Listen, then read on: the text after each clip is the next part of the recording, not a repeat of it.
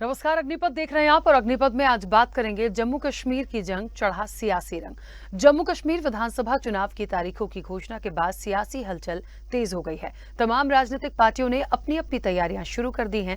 जम्मू कश्मीर में 10 साल बाद विधानसभा चुनाव हो रहे हैं, लिहाजा राजनीतिक उठापटक भी तेज है। चुनावी तैयारियों को लेकर बात Bhajpa, Congress, PDP, national conference या अन्य दलों की करे तो सभी ने अपनी जमावट तेज कर दी है। और इसी क्रम में नेशनल कॉन्फ्रेंस कांग्रेस में गठबंधन की सुगबुगाहट के बीच भाजपा ने धुरंधर नेता राम माधव जी किशन रेड्डी के साथ चुनाव प्रभारी बनाया है। जम्मू कश्मीर में 2015 में पहली बार पीडीपी के साथ सरकार की पटकथा लिखने में राम माधव की अहम भूमिका रही है। माना जा रहा है कि उनके अनुभवों के आधार पर उन्हें दोबारा जम्मू कश्मीर की जिम्मेदारी सौंपी गई है। माधव लंबे समय से जम्मू कश्मीर की राजनीति से जुड़े रहे हैं। पीडीपी और भाजपा के बीच गठबंधन के साथ अनुच्छेद 370 को हटाने को लेकर माधव की अहम भूमिका रही है। उधर नेशनल कॉन्फ्रेंस ने मंगलवार को अपने घोषणा पत्र का ऐलान किया, जिसमें 12 गारंटी दी गई हैं। इनमें अनुच्छेद 370 की बहाली और जम्मू कश्मीर का राज्य का दर्जा और वर्ष 2000 में तत्कालीन विधानसभा द्वारा पारित स्वायत्त प्रस्ताव का क्रियान्वयन शामिल है। बीजेपी ने एनसी के घोषणा पत्र को राष्ट्र विरोधी बताया है। एनसी के उपाध्यक्ष उमर अब्दुल्ला ने कहा कि पार्टी केवल वही वादे कर रही है जिन्हें वो पूरा कर सकती है। उन्होंने घोषणा पत्र को एनसी का विजन डॉक्यूमेंट और शासन का रोड मैप बताया। घोषणा पत्र में 12 व्यापक वादे किए गए हैं, जिनमें 2000 में जम्मू कश्मीर विधानसभा द्वारा पारित स्वायत्त प्रस्ताव के पूर्ण कार्यान्वयन के प्रयास करना शामिल है। बात यदि कांग्रेस नेताओं के दौरे की करें तो कांग्रेस के राष्ट्रीय अध्यक्ष मल्लिकार्जुन खड़गे और लोकसभा में विपक्ष के नेता राहुल गांधी के 2 दिन के दौरे पर बदलाव हुआ है। दोनों नेता आज जम्मू और कल यानी 22 अगस्त को श्रीनगर में रहेंगे और वो नेताओं से चुनावी तैयारियों पर बातचीत भी करेंगे। प्रेस कॉन्फ्रेंस भी उनकी होगी और सूत्रों का दावा है कि नेशनल कॉन्फ्रेंस उपाध्यक्ष उमर अब्दुल्ला के साथ राहुल गांधी की बैठक भी हो सकती है। पार्टी को उम्मीद है कि बैठक में गठबंधन का रास्ता साफ हो सकता है। तो ये तो हुई राजनीतिक दलों और उनकी तैयारियों की बात। आपको बता दें कि जम्मू कश्मीर में विधानसभा चुनाव 3 चरणों में 18 सितंबर, 25 सितंबर और 1 अक्टूबर को होंगे और नतीजे 4 अक्टूबर को घोषित किए जाएंगे। और पिछले साल दिसंबर में सुप्रीम कोर्ट ने चुनाव आयोग को 30 सितंबर तक जम्मू कश्मीर में विधानसभा चुनाव कराने का निर्देश दिया था। तो कुल मिलाकर जम्मू में सियासत होगी और सियासत के साथ साथ महत्वपूर्ण जो है, क्योंकि 10 साल बाद यहां पर इलेक्शन होने जा रहे हैं, बेहद महत्वपूर्ण होगा।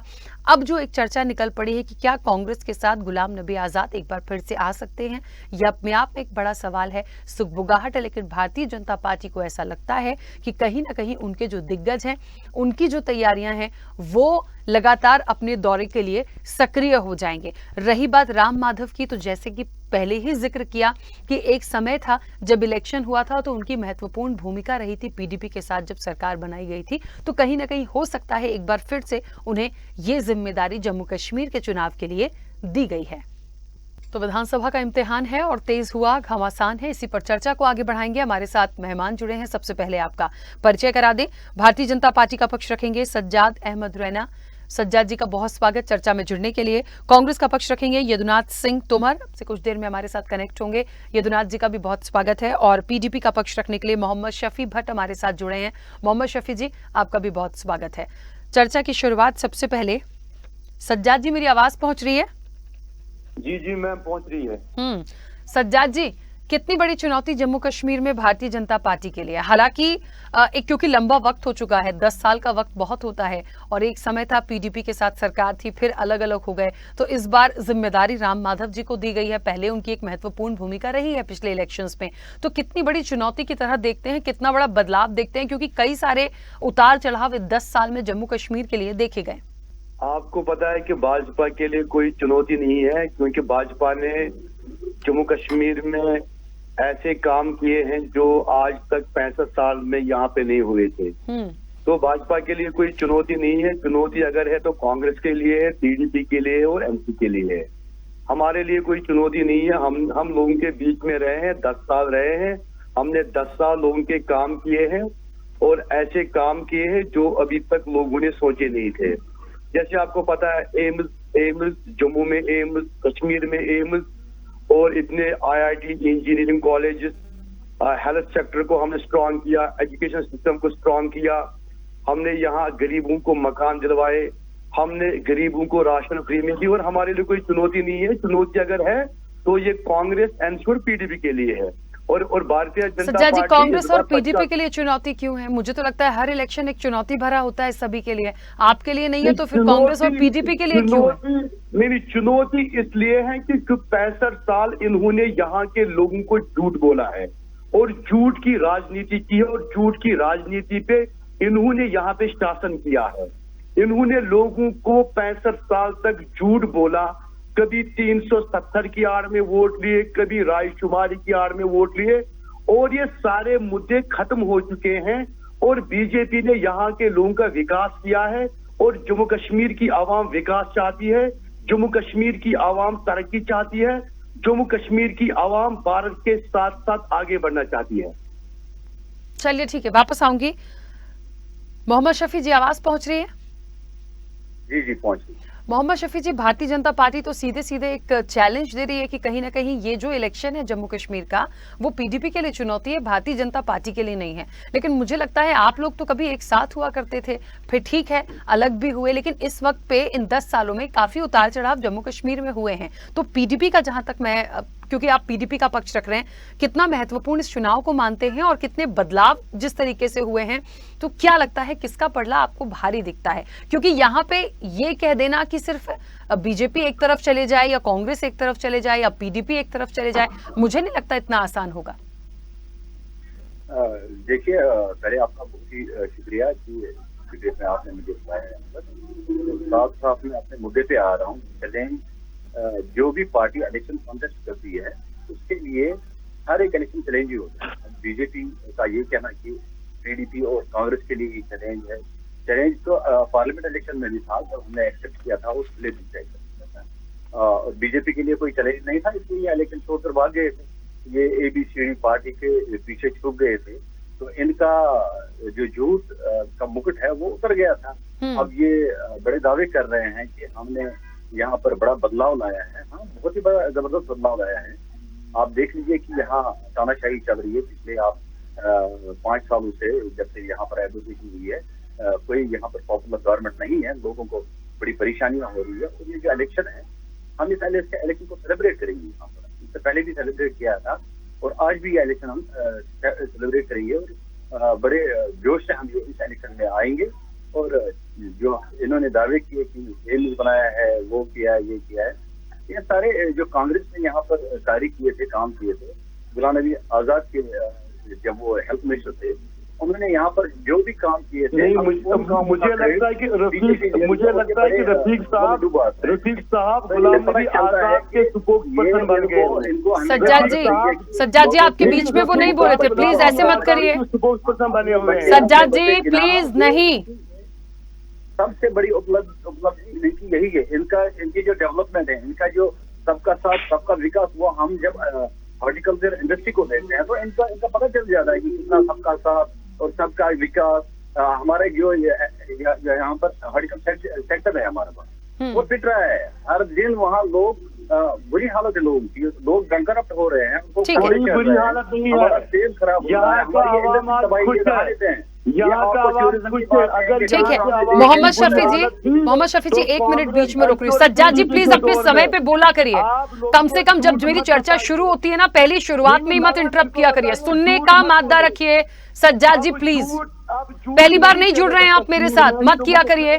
सबकी एक बार प्रतिक्रिया आने दीजिए, उसके बाद आपको समय चाहिए, मैं आपको समय दूंगी प्लीज। अमन की बात चलेगी, यहाँ विकास की बात चलेगी। दिख रही है कितनी अमन चैन है सर जम्मू कश्मीर में, मत बोलिए आप प्लीज।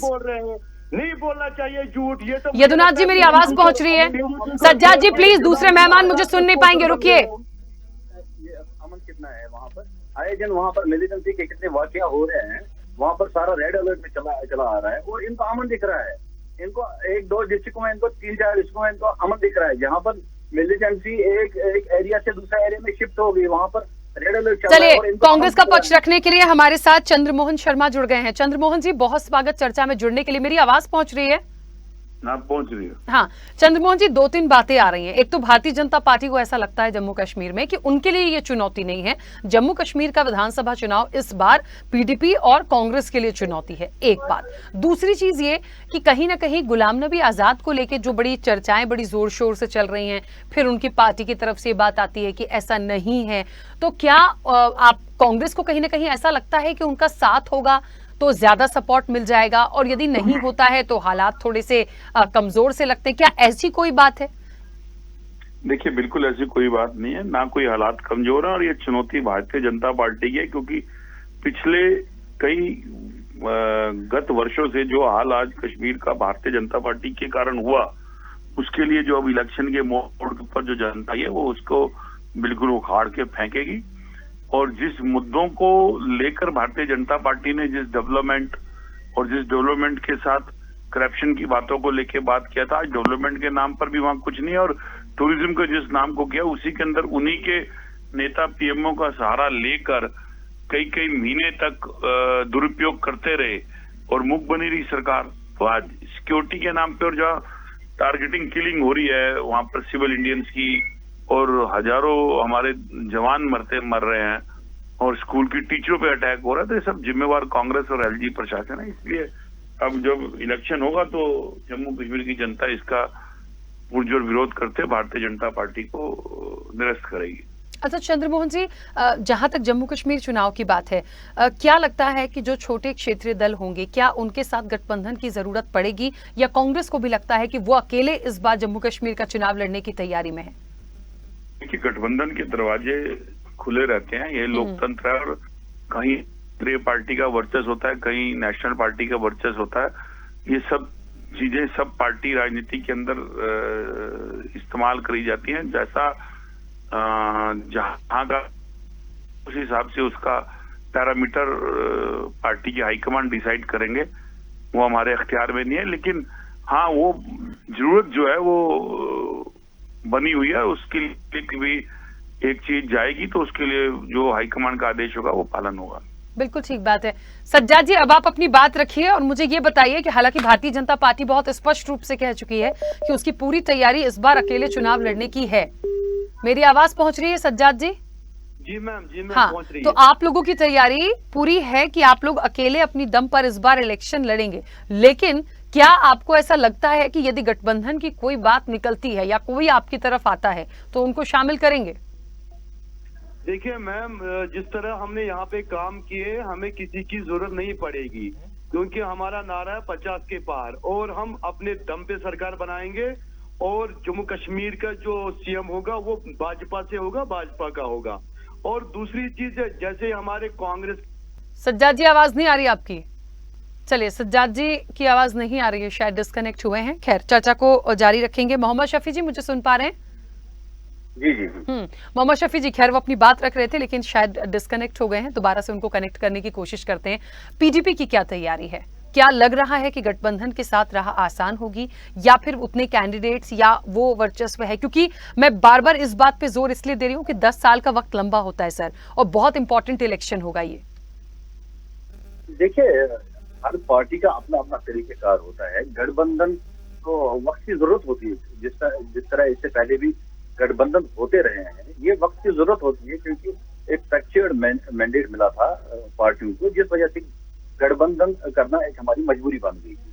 हर एक पार्टी, चाहे वो हमारी कांग्रेस पार्टी हो, हमारी पीडीपी हो, नेशनल कॉन्फ्रेंस हो, या भारतीय जनता पार्टी हो, हर एक की यही कोशिश होती है कि वो अपने दम पर सरकार बनाए। और पीडीपी की भी यही कोशिश रहेगी, और हमारी जो मेहनत है इसी पर सारी फोकस रहेगी कि हम अपने दम पर यहाँ पर सरकार बनाए और दूसरे के भरोसे पर ना आए। हम लोगों के पास जाएंगे, उनसे जो हमने काम किया है इससे पहले भी 2002 से लेकर 2018 तक जो हमने काम किए हैं, उनको लोगों के पास लेकर जाएंगे और अपने वोट का उनसे हम तकाजा करेंगे। हम भी यही चाहेंगे, हमारे जितने भी नेता है, हमारे कार्यकर्ता है, हमारे जो ग्रास रूट लेवल वर्कर्स है, इसी काम में लगे हुए हैं कि लोगों के पास जाएंगे और ज्यादा से ज्यादा वोट लेकर अपने जितने भी हमारे कंटेस्टिंग कैंडिडेट्स होंगे उनको जिताकर अपने यहाँ पर गवर्नमेंट बनाएंगे। अब रही बात जो भारतीय जनता पार्टी है कि उनका ये कहना कि हम अपने दम पर, अपने बल पर लड़ेंगे, हम 50 के पार, देखिए, शगुफे छोड़ना ये कोई बड़ा मसला नहीं होता है। अगर इनमें इतना ही दम होता और ये इतने ही सक्षम होते तो ये फिर छुप कर ABCD को सपोर्ट नहीं करते। और ये जो शगुफे इनमें जैसे पहले भी 400 पार, ये तो खोखले नारे होते हैं, 400 पार, आज 50 पार, कल और कुछ पार होगा अपने दम पर। अगर बीजेपी की इतनी यहाँ पर फेस वैल्यू होगी, हमारे पार्लियामेंट इलेक्शन नहीं आना पड़ेगा, उसमें अपने कैंडिडेट यहाँ पर फील्ड कर दे और देखते कि लोगों का क्या मूड है। अब ये लोग आपको दिखाएंगे क्योंकि लोगों को आपने जुल्म किया है, लोगों पे आपने जुल्म किया है, लोगों ने मन बनाया है। सज्जाद जी क्या कनेक्ट होते से ही बोलने लगते? सर रुक तो जाइए, कौन बोल रहा है, वो क्या बोल रहे हैं, एक सेकंड रुकिए। तो इन्होंने लोगों को बहुत ही बड़े सपने दिखाए हैं कि हम यहाँ पर बड़ा तूफान मचा देंगे, एम्प्लॉयमेंट हम यहाँ जनरेट कर देंगे। सबसे आज रिकॉर्ड तोड़ यहाँ पर अनएम्प्लॉयमेंट रेट पहुंच गई है जम्मू कश्मीर की जो यूटी है। यहाँ पर PhD स्कॉलर जो हमारे वो रेडिया लगाते हैं, वो अब परेशान हो गए हैं, रास्ते पे अपना वो कारोबार करते हैं। ये इनका सारा किया कराया है, ये हमारी फ्रूट से उनको तबाह करके रख दिया है इन्होंने। ठीक है, देखिए एक बात तो सबसे बड़ा सवाल ये है, सबसे बड़ा सवाल ये है कि जम्मू कश्मीर में इस बार सरकार किसकी बनेगी। और ये भले ही कह दे भारतीय जनता पार्टी के उनके लिए चुनौती नहीं है, बाकियों के लिए चुनौती है। मुझे लगता है 10 साल बाद ये जो इलेक्शन हो रहे हैं जम्मू कश्मीर में, ये सभी राजनीतिक दलों के लिए जो वहां पे पार्टिसिपेट करेंगे, मुझे लगता है उन सबके लिए कहीं ना कहीं एक चुनौती है। क्योंकि बहुत सारी बातें पहले हुई, इन 10 सालों में बहुत चीजें बदली हैं। फिर किसका कितना प्रभाव होगा, कैंडिडेट कौन होंगे, उनका अपना क्या रवैया है, क्या किसी को गठबंधन की जरूरत पड़ेगी, उसके बाद नंबर ऑफ सीट्स जब आएंगी तब उसके बाद क्या हो सकता है, क्या एक तरफा बहुमत निकालकर कोई ले जाएगा। तो ये बहुत सारी तैयारी है जिसको लेकर बात करने की जरूरत है। सज्जाद जी उस वक्त डिस्कनेक्ट हुए थे सर, प्लीज अपनी बात रखिए।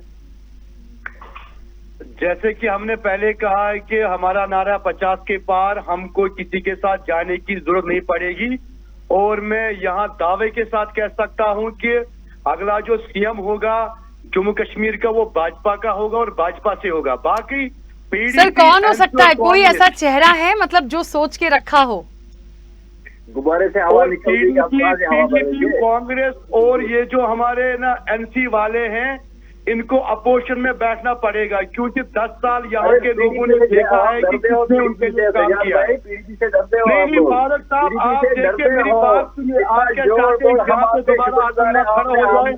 आप क्या चाहते हैं कि हमारा बच्चा मर जाए? आप चाहते हैं कि हमारा बच्चा, हमारे बच्चे की रोटी चली जाए? आप यही राजनीति करते रहे और इसी राजनीति आपने वोट दिए। लेकिन कश्मीर का आवाम जाग चुका है, कश्मीर के आवाम को रोजगार चाहिए। और आज आप देख लीजिए मैडम, यहाँ पे ऐसे बच्चे डॉक्टर बन रहे हैं, ऐसे बच्चे IAS, IPS, KPS, KS बन रहे हैं जो गरीब खानदान से आते थे। और इनके दौर में क्या होता था, इनके दौर में ये सीटें बेचते थे। और आज देखिए कि आज के दौर में उन लोगों को एम्प्लॉयमेंट मिलता है, उनको नौकरी मिलती है जो अपने पढ़ाई के दम पे एग्जाम को क्वालिफाई करते थे। और इन लोगों ने जम्मू कश्मीर में इतनी बैकडोर एंट्रीज की है, 105 इन्होंने मुलाजिम लगाए हैं। लेकिन आज 10 साल में क्या बदला है?